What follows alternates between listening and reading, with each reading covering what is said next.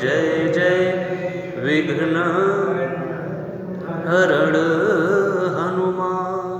बोलिए श्री हनुमान जी महाराज की। सियावर रामचंद्र भगवान की जय। वर्णानामर्थ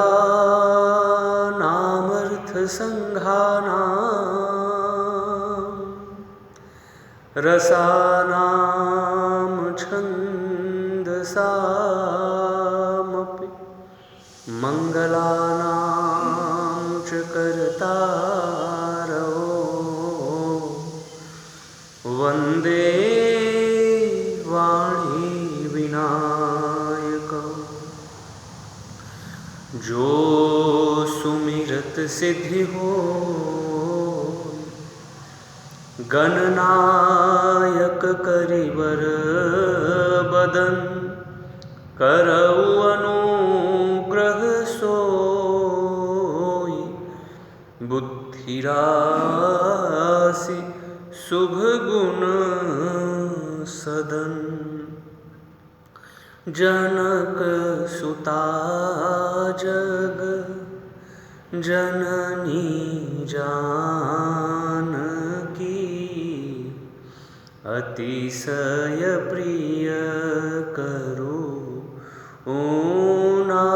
निधान की। ताके जुग पद कमल मनावहु। जासु कृपा निर्मलमति पावहु। कभी न होहु नहीं चतुर कहावहु। मति अनुरूप राम गुण गावहु। कहँ रघुपति के चरित अपारा। कहँ मति मोरी निरत संसारा। जस कछु बुद्धि विवेक बल मेरे। तस कहिहूँ हियँ हरि के प्रेरे। मनोजवं रुद्रतुल्य वेगं जितेन्द्रियं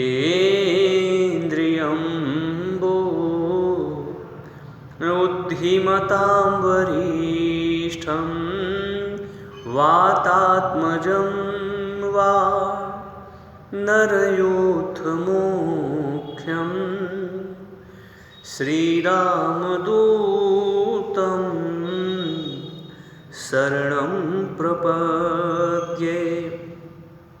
श्रीरामदूतं शरणं प्रपद्ये। सुजन समाज सकल गुण खानी। करऊं प्रणाम सप्रेम सुबानी। करऊं प्रणाम सप्रेम सुबानी। बोलिए सियावर रामचंद्र भगवान की जय। श्री हनुमान जी महाराज की जय। दुनिया में देव हजारों हैं।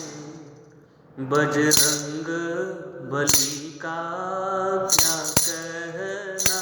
दुनिया में देव हजारों हैं। बजरंग बली का क्या कहना। दुनिया में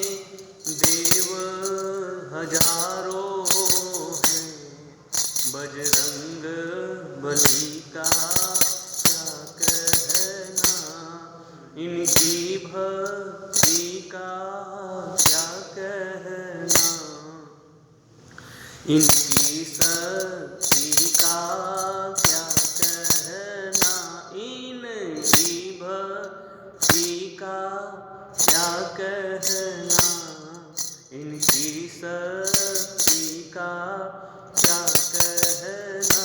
दुनिया में देव हजारों हैं, बजरंग बली का क्या,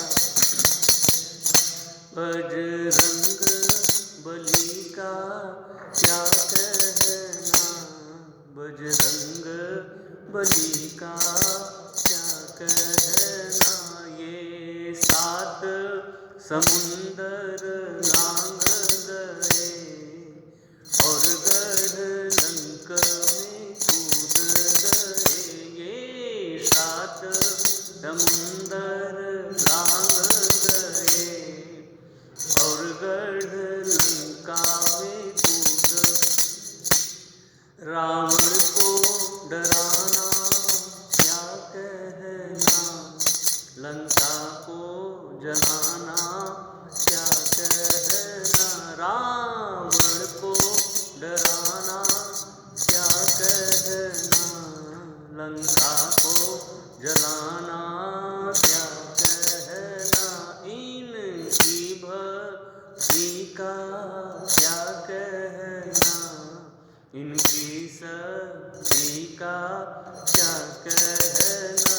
दुनिया में देव हजारों हैं, बजरंग बली का क्या कहना।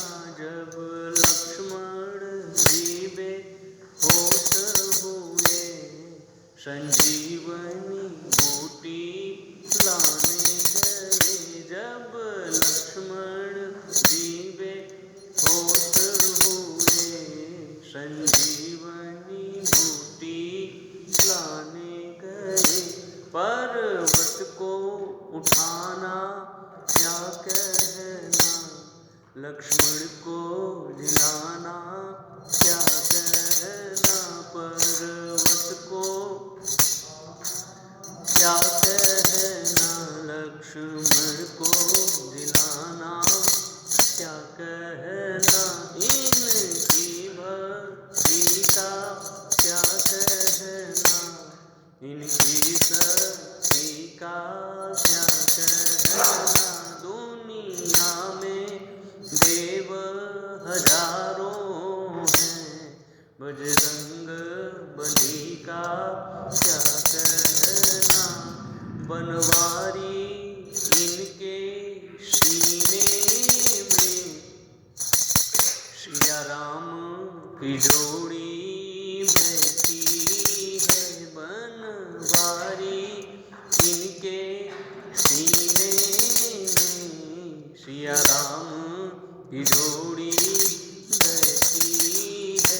ये राम दीवाना क्या कहना, गुण गाए जमाना क्या कहना। ये राम क्या कहना, गुण गाए जमाना क्या कहना। इनकी भक्ति का क्या कहना, इनकी शक्ति का क्या कहना। इनकी भक्ति का क्या कहना, इनकी शक्ति का क्या कहना। दुनिया में देव हजारों हैं, बजरंग बली का क्या कहना। दुनिया में देव हजारों हैं, बजरंग बली का क्या कहना। बजरंग बली का क्या कहना, बजरंग बली का क्या कहना। बोलिए वीर बजरंग बली जी महाराज की जय। सियावर रामचंद्र भगवान की जय। लखन लाल जी महाराज की। श्री हनुमान जी महाराज की जय। गोस्वामी तुलसीदास जी महाराज की जय। सब संतन हरि भक्तन की जय। हर हर महादेव। जय जय श्री राधे, जय जय श्री राधे, जय जय श्री राधे श्याम। परिपूर्णतम परात्पर आनंद कंद श्रीमदाकारण करुणा वरुणालय अखिल ब्रह्मांड नायक मर्यादा पुरुषोत्तम दशरथ नंदन भगवान श्री राघवेंद्र की महती अनुकंपा से मुझे प्रभु के इस दिव्य अति दिव्य परम दिव्य पावन प्रांगण में आप सभी भगवत भक्त, भगवत चरणानुरागी, भगवत प्रेमियों के बीच में भगवत कथा को भगवान श्री राम के श्री चरण कमलों में बैठकर गाने का, उन्हें समझने का दिव्यतम स्वर्ण अवसर हम सभी को प्राप्त हुआ। इस कथा के मूल में जिनकी कृपा है उन श्री सीताराम भगवान के श्री चरण कमलों में नमन, वंदन, अभिनंदन, प्रणाम। आइए हम और आप श्री सीताराम भगवान के श्री चरण कमलों में रहते हुए बड़ी श्रद्धा, भक्ति और भाव के साथ भगवत चर्चा को श्रवण करें। बोलिए सियावर रामचंद्र भगवान की जय। बड़ा प्यारा और बड़ा सुंदर। कल जब मैं आया तो बाहर जो श्यामपट लगा हुआ है उस पर मैं ऐसे ही जैसे कहें एक नज़र मैं देख रहा था, तो उसमें सबसे ऊपर लिखा हुआ था जीवन का सत्य लक्ष्य क्या है। ये बड़ा प्यारा और बड़ा सारगर्भित वाक्य है। जीवन का लक्ष्य क्या है, या जीवन का सत्य क्या है, या जीवन का सत्य लक्ष्य क्या है। ये बड़े प्यारे भाव हैं और बड़े अद्भुत और बड़े सारगर्भित हैं। मेरे मन में यही विचार आया कि इसी पर हमारी और आपकी कुछ चर्चा चलेगी, कुछ मानस को लेकर, कुछ श्रीमद् भगवत गीता को लेकर, और भी कहीं से कुछ पुराणों का सामंजस्य होगा प्रभु कृपा से। बाकी ये दो दिव्यतम जो सदग्रंथ हैं इनका तो संगम होगा ही, श्री रामचरितमानस और श्रीमद् भगवत गीता। तो जीवन का सत्य लक्ष्य क्या है, हम किधर जाएं, हम क्यों आए हैं, ये प्रश्न सचमुच में हम सबके मन में एक जिज्ञासा लेकर के ये हम सबके अंदर एक जिज्ञासा भरी बात है। जिज्ञासा होती है कि हम क्यों आए, हम वहां से आए तो क्यों आए।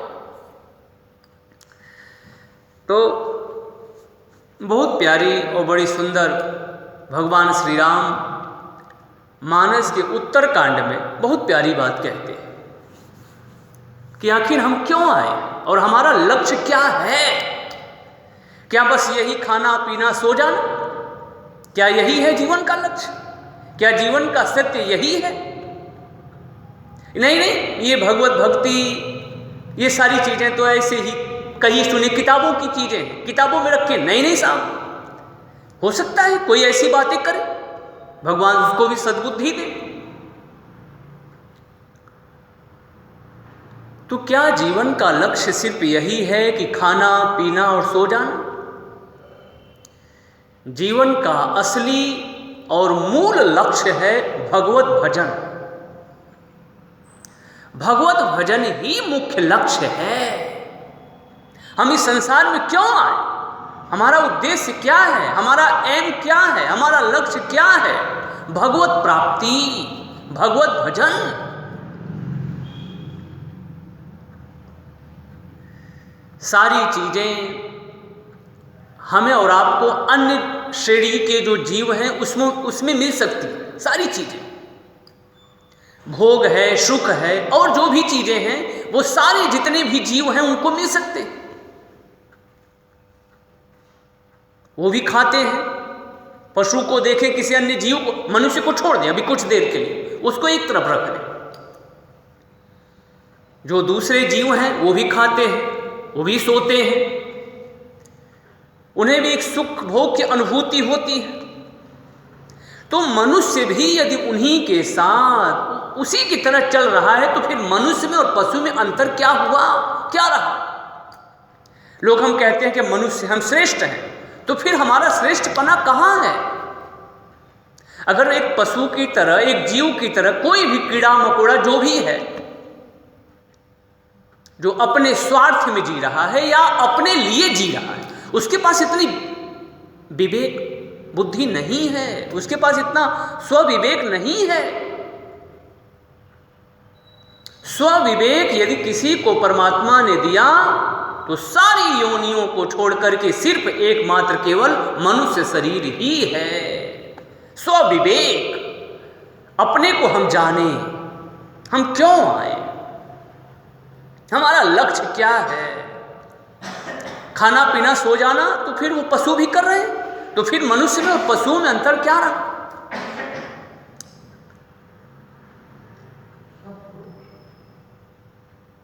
मुझे ये कहते हुए परम हर्ष की अनुभूति हो रही है। मैं वैसे प्रयाग नगरी के नज़दीक ही हूँ, बहुत नज़दीक नहीं फिर भी नज़दीक हूँ, 60 किलोमीटर दूर है वैसे मेरा घर। तो एक बार कुंभ लगा हुआ था, वहाँ दूर दूर से लोग आते हैं, मैं भी गया था। तो वहाँ बहुत सारी चीज़ें, हम और आप कभी कुंभ में जाएं तो बहुत सारी चीज़ें आती हैं, जगह जगह से कई चीज़ों को लोग लेकर के आते हैं।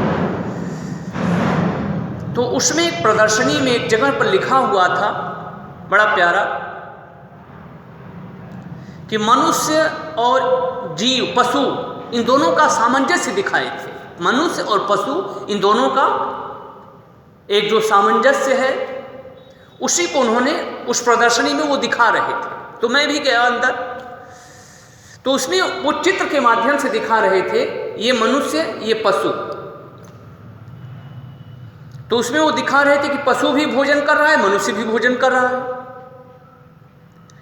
पशु भी बांधा जाता है, मनुष्य भी बांधा जाता है। मनुष्य को भी बांध लेते हैं ना, लेकर के जाते हैं, या इसमें भी बांध लेते हैं अपने अपने कर्मों के अनुसार। तो उसमें मुझे वही बात समझ में आई कि फिर मनुष्य में और पशु में अंतर रहा क्या? वो भी खा रहे हैं, वो भी सो रहे हैं, वो भी बंधन में बंध रहे हैं, वो भी बंधन में बंध रहे हैं, तो फिर अंतर क्या है? यही जो हम और आप सत्संग कर रहे हैं,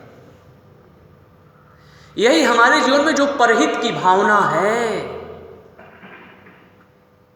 अपने आत्मोद्धार के लिए हमें और आपको क्या करना चाहिए, इसका जो स्वविवेक है, यही मनुष्य श्रेणी को पशु श्रेणी से अलग करती है। यही एक ऐसी चीज है, बाकी चीजें एकदम हूबहू जिसको कहें मिली हुई हैं, मनुष्य में, पशु में। इसीलिए किसी विचारक ने कहा, साहित्य संगीत कला विहीन साक्षात पशु। अब उस पशु में ये है कि उसके सींग और पूंछ है, इसलिए लोग कहते हैं ये पशु है। लेकिन मनुष्य के भी जीवन में यदि साहित्य नहीं, संगीत नहीं, परमार्थ नहीं, परहित नहीं, भगवत भजन नहीं है, आत्मोद्धार के लिए चिंतन नहीं, मंथन नहीं है, तो वो मनुष्य भी बिना सींग और बिना पूंछ का पशु के समान ही है। ये हमारे विचारकों ने कहा साहब, मैं कोई नई बात नहीं कह रहा हूं। और आप सभी बहुत प्रबुद्ध श्रोता हैं, आप लोगों के बीच में कुछ संवाद करने के लिए आया हूं। भगवत कथा को रख करके, श्री रामचरितमानस को केंद्र में रख करके हम और आप कुछ, मैं भी कुछ सीखने के लिए आया हूं। तो जीवन का सत्य लक्ष्य क्या है? जीवन का सत्य लक्ष्य भजन है, सिर्फ भजन, भगवत प्राप्ति ही है, यही है सब। हम उसकी तरफ न जाएं, वो कांच किरीच बदले ते लेही, करते डारी परसि मन दे। ये मैं नहीं कह रहा हूं, ये काकभूषुंडी जी महाराज कह रहे हैं। नीलगिरी पर्वत पर बैठे हुए हैं, गरुड़ भगवान उनके पास गए हैं और पूछ रहे हैं, भगवान यदि कोई मनुष्य शरीर पा करके भी संसार के सुखों में डूबा है, सांसारिक जो रस है उसमें वो मानो आनंद ले रहा है, तो आप उसके विषय में क्या कहना चाहिए? तो काकभूषुंडी जी महाराज जो भक्ति कांड घाट के आचार्य हैं, उपासना कांड घाट के जो आचार्य हैं, वो कहते हैं, भगवान तो मैं उसके लिए सिर्फ एक ही बात कहना चाहूंगा। वो क्या? उसके लिए मेरा सिर्फ यही कहना है, कांच किरीच बदले ते लेही, करते डारी परसि मन दे।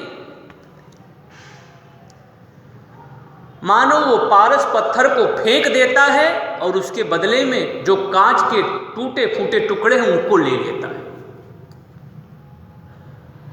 मानो उनका कहना है, ये जो शरीर है ना, ये पारस की तरह है, ये अनमोल है साहब, ये अनमोल है, इसका हम और आप मोल नहीं लगा सकते।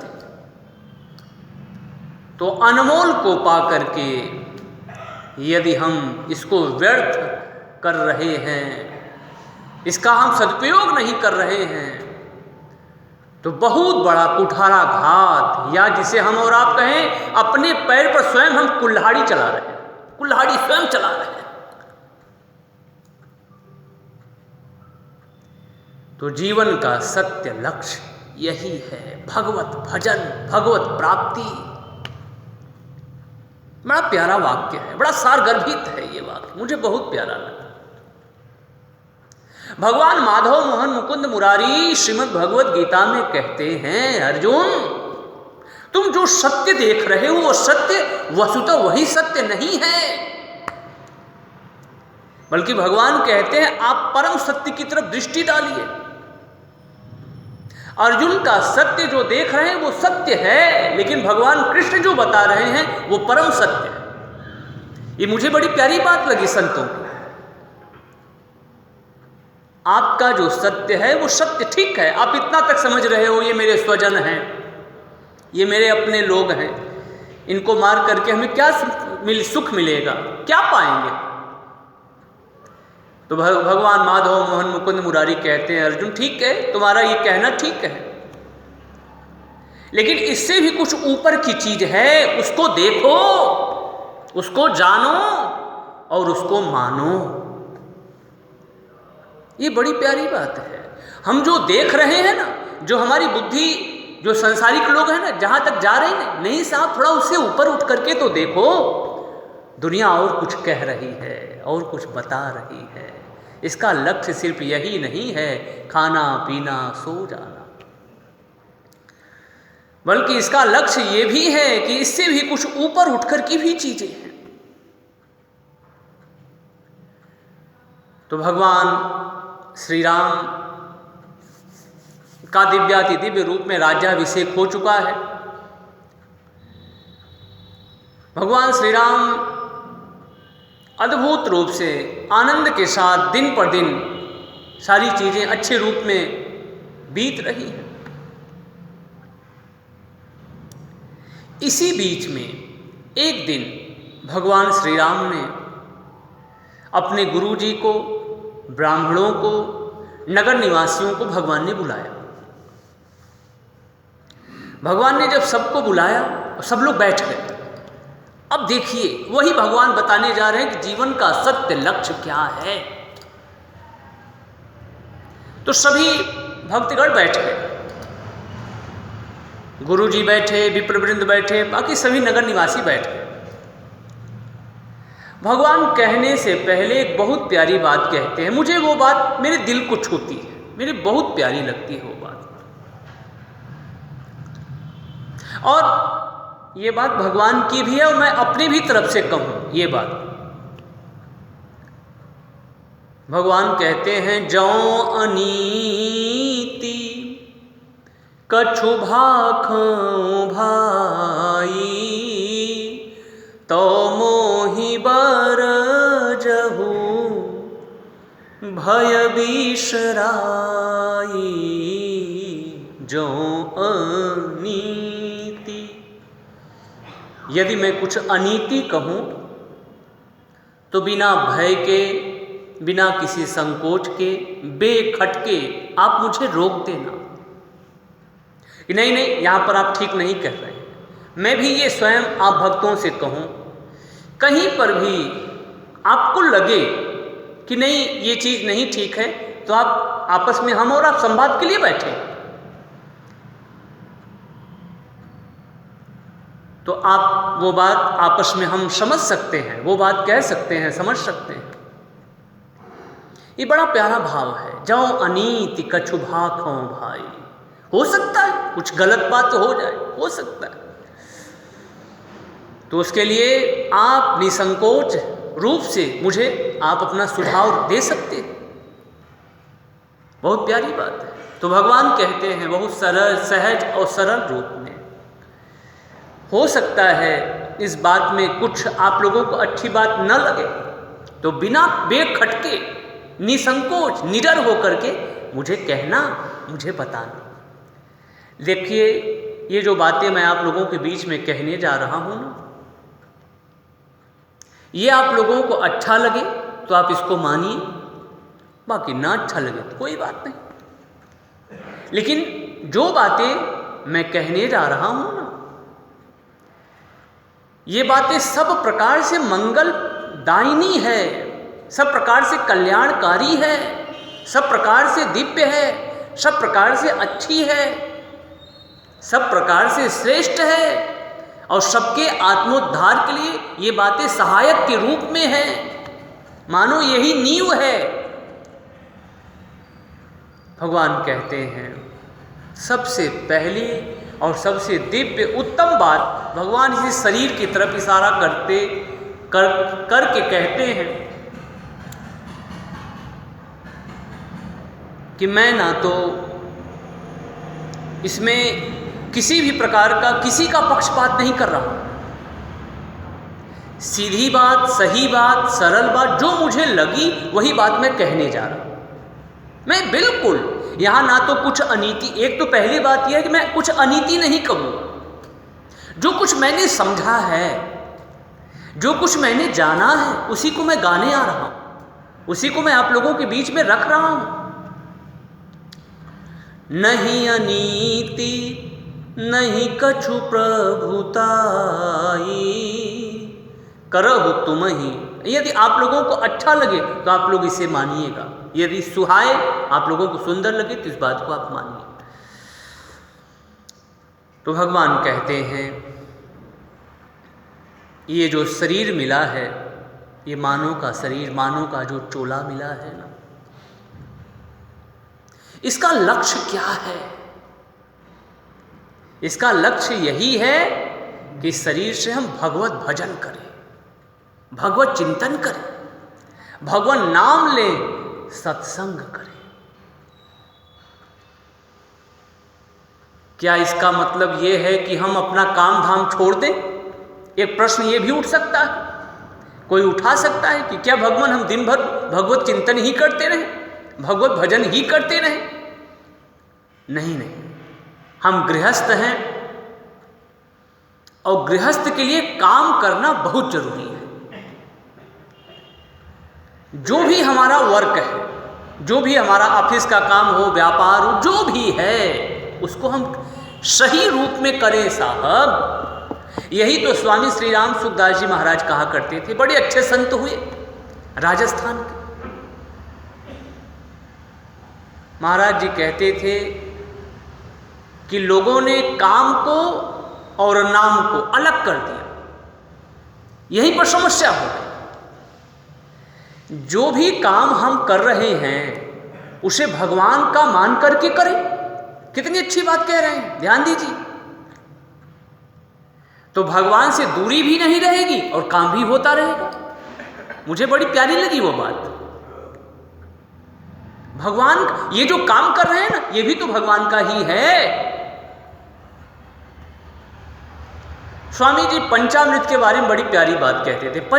पंचामृत यानी 5 अमृत है। हम भगवान के हैं, जहाँ रहते हैं वहाँ भगवान के दरबार में ही रहते हैं। जो हमारा काम है वो भगवान का ही काम है। जो कुछ भी मिलता है ये भगवत प्रसाद है।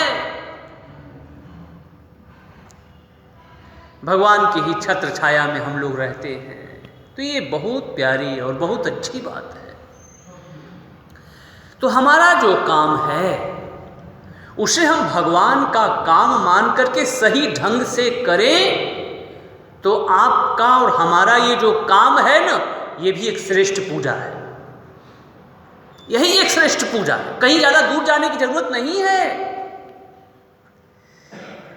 कहीं पर भी ज्यादा दूर जाने की जरूरत नहीं है। इसलिए गोस्वामी तुलसीदास जी महाराज कहते हैं कि जो यह कथा कपट तजिगावा, कपट छोड़ करके ध्यान दीजिएगा। हमारे काम ही हमारी पूजा है। सिर्फ यही एक मूल मंत्र है। Work is worship. कर्म ही पूजा है। लेकिन वो कर्म पूजा बने कब? जब उस काम को हम भगवान का काम मान लें, सही ढंग से करें। इसी को तो भगवान श्री कृष्ण श्रीमद् भगवद गीता में कहते हैं सुकर्म। यही कर्म नहीं, सुकर्म। कर्मण्येवाधिकारस्ते मां फलेषु कदाचन मां कर्म फल हेतुर्भूर्मा ते संगोऽस्तु कर्मणि। हम कर्म करें, फल की इच्छा ना करें, लेकिन मुझे जो बात उस कर्म योग में समझ में आती है ना, मुझे यही लगता है वो कर्म हमारा सुकर्म हो जाए। हमें और आपको पता चल जाए कि हमारा कर्म आखिर कैसा होना चाहिए। भगवान कहते हैं अर्जुन तुम सब कुछ जानो, कर्म भी जानो, विकर्म भी जानो, सुकर्म भी जानो। कर्म क्या है, सुकर्म क्या है, विकर्म क्या है, बड़ी अद्भुत बात। कर्मयोग में आप देखिए तो हमारा जो कर्मयोग है वो सुकर्म हो जाए, अच्छे रूप में उस कर्म को हम करें तो हमारा काम ही हमारी पूजा है। जो यह कथा कपट तजिगावा मन कामना सिद्धि नर पावा। तो हम कुछ भी करें उसको हम सही ढंग से समझ करके करें, उसमें भेद ना करें। बाकी हम बैठे हुए हैं व्यापार में, घर में बैठे हैं तो भगवत चिंतन करते रहिए, भगवत नाम लेते रहिए। कुछ अच्छे साहित्य हैं तो उसको पढ़ते रहिए। यही तो सत्संग है, यही तो मनुष्य जीवन लेने का यही तो लक्ष्य है। और क्या है? मुख्य लक्ष्य यही है, भगवत प्राप्ति, भगवत भजन ही मुख्य लक्ष्य है। भगवान शिव माँ पार्वती से कहते हैं कि देवी मैं अपने अनुभव की बात को आपसे साझा करूं, आपसे कहूं। तो देवी मेरा अनुभव कहता है, अनुभव बहुत बड़ी चीज है प्रिय भक्तों, अनुभव बहुत बड़ी चीज है। जो मैंने जीवन में देखा है, जो मैंने पाया है, जो मैंने सही रूप में जो चीजें मुझे लगी कि नहीं यही सत्य है, वो अनुभव की बात मैं आपसे साझा करूं देवी। तो मेरा अनुभव कहता है क्यों मां कहूं मैं अनुभव अपना, उमा कहूं मैं अनुभव अपना। क्या? सतहरि भजन जगत सब सपना, सतहरि भजन जगत सब सपना। गोविंद हरे गोविंद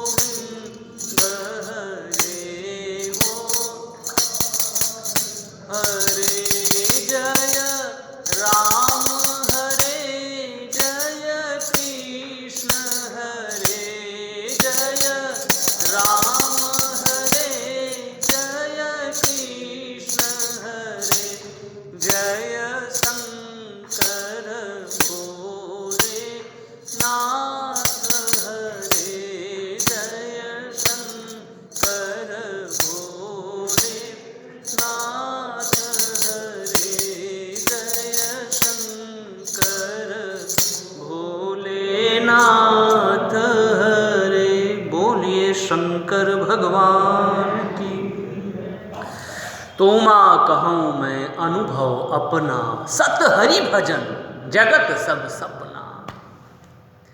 ये जगत झूठा है, लेकिन इसको हमने अपना मान लिया है। ये है नहीं मेरा, ये हमारे संतों की बातें हैं। ये मेरा नहीं है, लेकिन इसको मान लिया, ये मेरी है, ये मोबाइल मेरा है। अरे साहब, आपका कहां से? आप स्वयं अपने नहीं। क्या हम अपने हैं? कोई कह सकता है? क्या हम अपने को अपना मान सकते हैं? नहीं मान सकते। ये देह मेरा नहीं है साहब, ये शरीर मेरा नहीं है, ये मैं मेरा नहीं है, ये मैं मेरा नहीं है। हमने मान लिया है कि मैं हूं। हमने मान लिया, झूठ मूठ का, मिथ्या।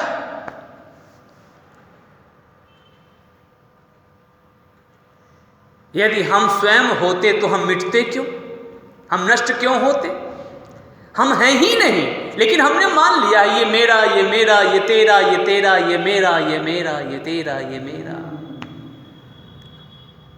सब कुछ तेरा, ना कुछ नहीं है साहब, नहीं है प्रिय भक्तों, ये मेरा नहीं है, लेकिन हमने इसको मान लिया है ये मेरा, ये दुनिया मेरी, ये मेरे, ये मेरे। हमारा कुछ नहीं है, यही सत्य है जहां तक मेरी समझ मुझे कह रही है।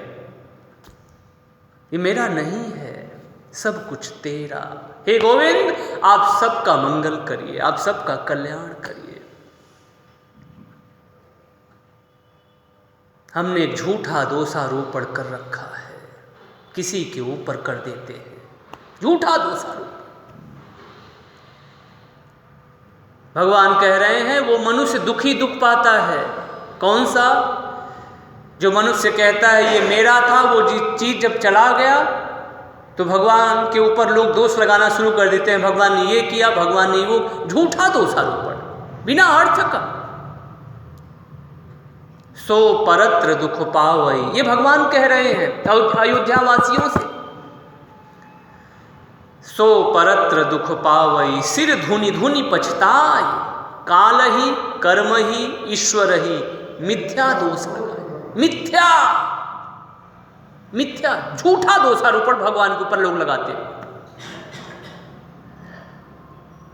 ये पहले भी आपका था, आज भी आपका है और आगे भी आपका ही रहेगा। मेरा कुछ नहीं है, तेरा तुझको अर्पण, यद करोसी यदस्नासी। यही भगवान श्री कृष्ण श्रीमद् भगवद गीता में कहते हैं, यद करोसी यदस्नासी यजुहोसि ददास्यत, यत् तपस्यसि कौन्तेय तत्कुरुष्व मदर्पणम्।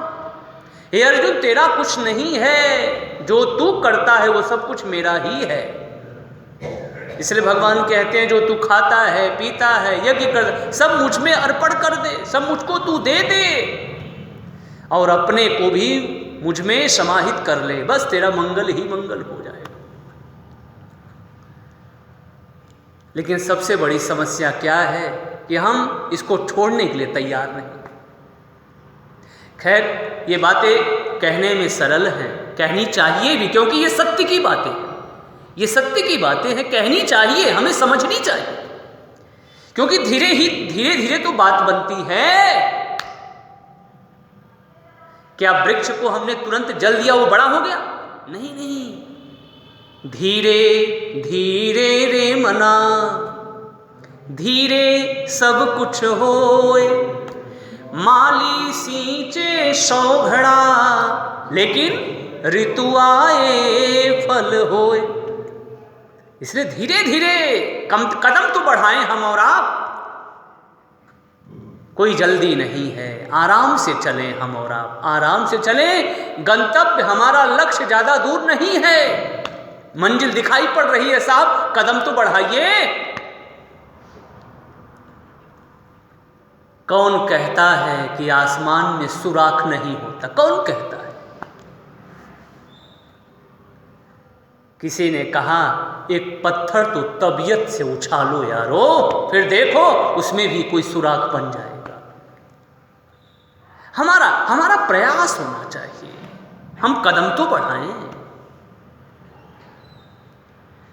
तो सबसे बड़ी समस्या यही है कि हम छोड़ने को तैयार नहीं, मानने को तैयार नहीं कि ये तेरा न मेरा, मेरा न तेरा, सब कुछ आपका है। हम इसे मानने को तैयार नहीं। लेकिन फिर वही बात मैं कहूँ धीरे धीरे, न जल्दी, धीरे धीरे ही सब कुछ हुआ है। हम धीरे धीरे चलें। और हमारे विचारक तो यही कहते हैं, धीरे धीरे और दृढ़तापूर्वक, धीरे धीरे और दृढ़तापूर्वक चलने वाला विजयी होता है। कछुआ और खरगोश की दौड़ हम और आप समझ सकते हैं। न ज़्यादा दूर नहीं जाना है, हमें अपने व्यावहारिक जीवन में जो चीज़ें घट रही है उसी को समझना है। धीरे धीरे हमारी चाल धीरे हो, लेकिन दृढ़तापूर्वक हो। दृढ़तापूर्वक हम विजयी अवश्य होंगे। हमारा लक्ष्य, हमारी मंजिल ज़्यादा दूर नहीं है। भगवान राम और लक्ष्मण भैया के दिव्य संवाद हो रहे हैं, बड़े सारगर्भित हैं, जो बड़े सारगर्भित हैं। लक्ष्मण भैया ने पूछा, प्रभु ये माया क्या है? तो भगवान ने कहा, यही जो चर्चा हमारी और आपकी चल रही है, मैं अरु तोर, तोर तय माया, मैं अरु मोर, तोर मैं मेरा, तू तेरा, यही माया है। जो मेरा नहीं है उसको हमने झूठ मूठ में मेरा मान रखा। ये मेरा, झूठ मूठ। हम एकमात्र केवल उस वो जो कहते हैं ना, अमरस्य पुत्र, अमरता, जो प्रभु अमर है उसी के हम पुत्र हैं। सांसारिक लोगों से एक नाता हमारा एक झूठ मूठ का संबंध बना हुआ है। लेकिन ये संबंध, ये माया इतनी प्रबल है, मैं अरु मोर तोर तय माया, जही बस कीन है जीव निकाया। इससे कोई अलग नहीं होना चाहता। इसमें सब चाहते, इसी में हम रमण करते रहें। लोगों से हमारा ये संबंध जन्म जन्मांतर तक बना रहे। लेकिन दस्तूर यही है, सत्य यही है, सभी को जो उनका शाश्वत घर है, नैनम छिंदंती शस्त्राणी, जो उनका शाश्वत घर है, वहीं पर उसको जाना है साहब। बाकी ये सारी चीज़ें बस मिथ्या में, यदि हम संसार में जी रहे हैं तो मानो मिथ्या में ही जी रहे हैं। सीधी सी बात है। भगवत भजन में जी रहे हैं तो फिर मानो यही एक सत्य के लक्ष्य की तरफ हम और बढ़ रहे हैं। यही लक्ष्य की तरफ बढ़ना है। कुछ भगवत भक्ति की तरफ बढ़ रहे हैं, न ज़्यादा, कम से कम थोड़ा तो हम बढ़ रहे हैं। और वही बात है, धीरे धीरे और दृढ़तापूर्वक हम पकड़े रहें साहब। जीवन में बहुत उतार आते हैं, बहुत चढ़ाव आते हैं। जीवन में हम कहीं असफल होते हुए दिखाई पड़ते हैं, कहीं सफल होते हुए दिखाई पड़ते हैं। क्या इसका मतलब यह है कि जो हमारे शाश्वत संबंधी हैं, शाश्वत, ध्यान दीजिएगा इस शब्द पर, शाश्वत संबंधी कौन है? हमारे ईश्वर है। जन्म जन्मांतर के हमारे संबंधी कौन हैं? हमारे ईश्वर हैं। ये जितने भी संसार के हमने और आपने संबंध बना रखे हैं ना, इनका जो एक दायरा है ना, वो स्वार्थ पट्टिका, इनका दायरा स्वार्थ पट्टिका है। आप कहेंगे कैसे? तो देखिए, हम और आप किसी संबंधी के यहाँ जाते हैं तो वो भी आशा करते हैं कि हमारे यहाँ भी कोई फंक्शन हो, कोई उत्सव हो तो वो भी आए, और अगर वो नहीं आते तो हम और आप बुरा मान जाते हैं। हम तो गए थे, वो नहीं आए, अब अगली बार हम भी नहीं जाएंगे। ये संबंध है, झूठा संबंध था। छोटी छोटी बातों को लेकर के, स्वार्थ को लेकर के हम उस पर एक बिखराव आ जाता है, बंटवारे वाली बात आ जाती है। ये संबंधी यही है, स्वार्थ पर सभी टिके हुए हैं। लेकिन परमार्थ के सच्चे सगे संबंधी कौन है? ईश्वर है। एक बार उस ईश्वर से जुड़ने की आवश्यकता है प्रिय भक्तों, और एक बार यदि हम और आप जुड़ गए तो फिर वो ईश्वर हमें और आपको कभी छोड़ने वाले नहीं। वो हमेशा, उन्होंने तो, वहाँ कोई स्वार्थ नहीं है साहब। वहाँ कोई भेद नहीं है, वहाँ कोई परायापन नहीं है, सब अपने हैं। अखिल विश्व यह मोर उपाया, सब पर मोरि बराबरि दाया। तिन मह जो परिहरि मद माया, भजय मोहि मन भज अरु काया। भगवान कहते हैं सारा संसार मेरा ही है और मेरा ही रूप है। रूप भले अलग अलग हैं, लेकिन सबके हृदय में कौन बैठे हैं? वही सत्य, सत्य स्वरूप, वही परमात्मा ही बैठे। रूप भले अलग अलग, लेकिन सब में वही परमात्मा बैठे। सब में, चाहे चींटी हो चाहे हाथी, सब में वही परमात्मा रमण कर रहे हैं। ईश्वरः सर्वभूतानां, ईश्वरः सर्वभूतानां। हृदय से हृदय से अर्जुन तिष्ठति, भ्रामयन् सर्वभूतानि यंत्ररूढ़ानि माया। इसी बात को गोस्वामी तुलसीदास जी महाराज कहते हैं, अस प्रभु हृदय अछत अभिकारी, सकल जीव जगदीन दुखारी। भगवान के हृदय में रहते हुए भी सारा मनुष्य संसार, मनुष्य जीव, मनुष्य की श्रेणियां फिर भी दुखी है। भगवान आनंद कंद है, लेकिन फिर भी हम सभी दुखी। मैं भी अलग नहीं हूं, हम सभी हूं, उसी परिपाटी में जी रहे हैं। ये तो हमारे सदग्रंथ हैं, उसी को लेकर के हम कुछ आपस में संवाद के लिए बैठे, कुछ आपस में समझ रहे हैं। बाकी मैं भी तो, हर व्यक्ति दुखी है साहब। कोई तन दुखी, कोई मन दुखी, कोई धन बिन रहत उदास, थोड़े थोड़े सब दुखी, सुखी राम के दास। सुखी वही है जो राम का दास है, जो भगवान कृष्ण का दास है। क्योंकि सच्चा सुख, शाश्वत सुख वही है जहां परमात्मा का संबंध है। मिलता है सच्चा सुख केवल श्री राम तुम्हारे, श्री कृष्ण तुम्हारे चरणों में, भगवान तुम्हारे चरणों। संसार में हम सभी सुख खोजते हैं। सुख कहाँ मिलेगा? वहाँ सुख है, लेकिन जब वहाँ जाते हैं तो वही जो पहले वाली स्थिति थी, वहाँ पर भी वही स्थिति विद्यमान है। क्योंकि हर जगह पर ये संसार दुखालय है साहब। दुख धन आलय, दुख का घर ही है। चारों तरफ दुखी दुख है, चारों तरफ दुख की ज्वाला मानो सबको अपने लपेटे में ले रही है। सभी को इसने दग्ध कर रखा है, सभी को परेशान कर रखा है। तो सुखी वही है, यानी सच्चा सुख दावे के साथ वही कह सकता है कि मैं सुखी हूं। वही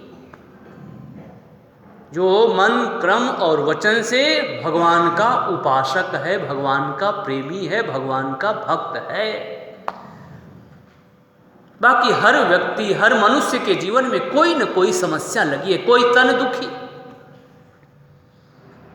किसी के पास रुपयों का अंबार लगा हुआ है, बड़ी कोठी, बड़ी हवेली, बड़े पैसे, लेकिन तन से दुखी है।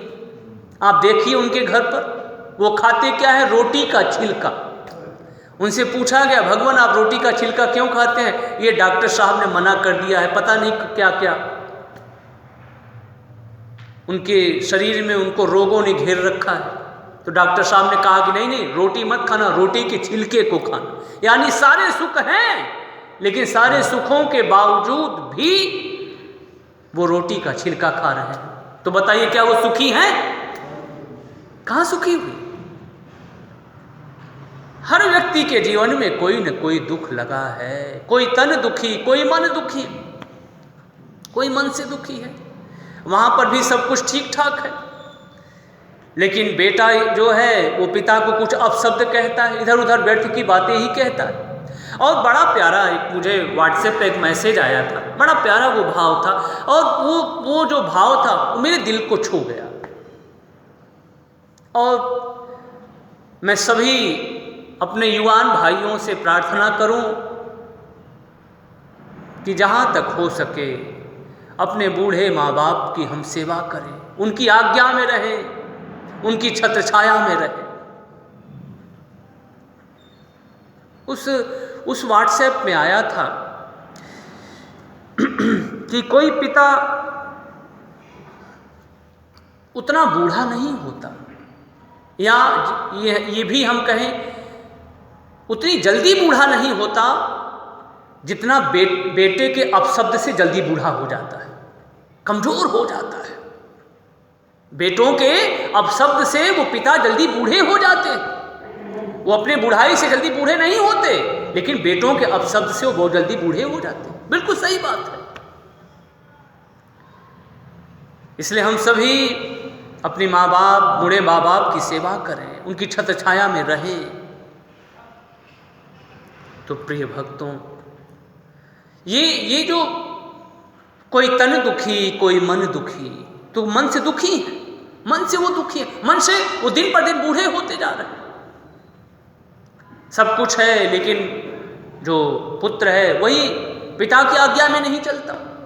और तीसरे लोग हैं धन से दुखी हैं, उनके पास और चीजें सब कुछ हैं, लेकिन वो बेचारे धन से दुखी हैं, उनको धन चाहिए। संसार में कुछ चीजें ऐसी हैं जिसके लिए हर व्यक्ति चाहता है कि ये चीज मुझे मिले। कौन नहीं चाहता? शुद्ध की कामना हर व्यक्ति करता है, मुझे पुत्र मिले, पुत्र मेरी आज्ञा में चले। कौन नहीं चाहता? वित्त ना मिले, धन कौन नहीं चाहता? हर व्यक्ति चाहता है मुझे धन मिले। कौन नहीं चाहता कि मेरी यश प्रतिष्ठा बढ़े?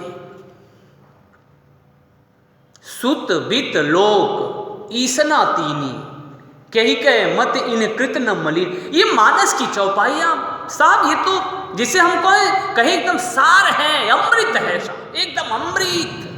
जो हमारे रोज के जीवन में जो चीजें घटित हो रही है ना, उसी को बहुत, जिसे हम कहें ठोक करके, गोस्वामी तुलसीदास जी महाराज ने अपने मानस में उतार दिया है। और उसकी दिव्य महिमा हो भी क्यों न, क्योंकि उस पर साक्षात महादेव की कृपा है, उनके ऊपर महादेव की कृपा है। श्री रामचरितमानस अद्भुत अद्भुत परम अद्भुत है। और इसमें क्या नहीं है? रामचरितमानस में, श्री रामचरितमानस में क्या नहीं है साहब? छहो शास्त्र सब ग्रंथन को रस, रस है, रससार है। हम और आप ज्यादा दूर न जाएं, मानस में ही रहें तो सब चीजों का, सारे शास्त्रों का, सब चीजों का सार हमें और आपको मिल जाए। छहो शास्त्र सब ग्रंथन को रस, मुनि जन धन संतन को सर। तो जीवन का असली लक्ष्य यही है, भगवत प्राप्ति और भगवत भजन। तो हम और आप हरि नाम का गुण गाते रहें। भगवान नाम, भगवान की कृपा हम भक्तों के ऊपर सदा सर्वदा बनी रहे। इसी मंगलमयी वाक्यों के साथ वाणी को विराम। गाइए श्री राम जय जय राम, श्री राम जय राम राम, श्री राम जय जय राम, श्री राम जय जय राम, श्री राम जय जय राम, श्री राम जय जय राम, श्री राम जय जय राम, श्री राम जय जय राम।